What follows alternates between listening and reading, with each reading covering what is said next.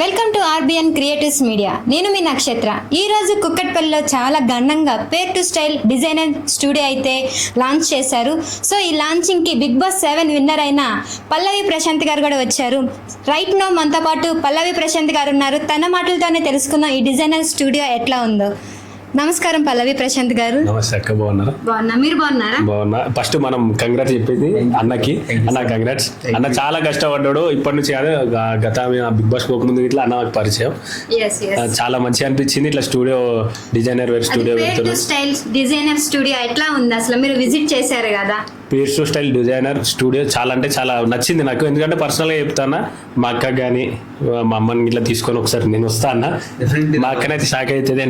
అంటే ఊళ్ళో కానీ నార్మల్గా మనం వేసుకున్నప్పుడు జాకెట్కి షూ తోడైంది అనుకో, మంచిగా ఉంది అనుకో, అందరు చూపులు మన మీదనే ఉంటాయి. అట్లా మంచిగా అనిపించింది.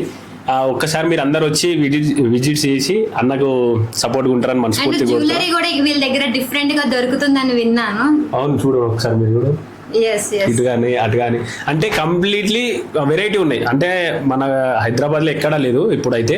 ఫస్ట్ అంటే బెంగళూరులో కానీ ఫస్ట్ ఉంది, ఇప్పుడు సెకండ్ ఇక్కడనే. నేను ఎందుకంటే నార్మల్గా నేను డిజైనర్ తిరుగుతా కదా, ఎక్కడ చూడలే నేను. ఈ థీమ్ అయితే ఎక్కడ చూడలే, ఫస్ట్ మన హైదరాబాద్లో స్టార్ట్ అయింది. మస్తు సంతోషంగా ఉంది. ఖచ్చితంగా మన వాళ్ళు అందరూ వచ్చి ఒకసారి చూసిరు అనుకో, మీ వాళ్ళకి ఇట్లా మీరే తీసుకెళ్తారు అట్లా.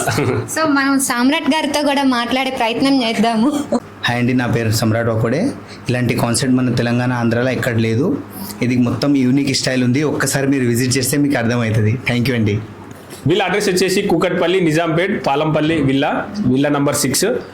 పేర్ టు స్టైల్ వీళ్ళకి ఇన్స్టాగ్రామ్ ఐడి పేజీ ఇట్లా ఉంది. మీరు ఏ డిజైన్ కావాలో ఒకసారి అలా చూడండి, లేదంటే డైరెక్ట్ స్టోర్కి వచ్చి ఒక్కసారి విజిట్ కానీ. Thank you so much. జై జవాన్ జై కిసాన్. మళ్ళీ వచ్చినంటే తగ్గేదేలే.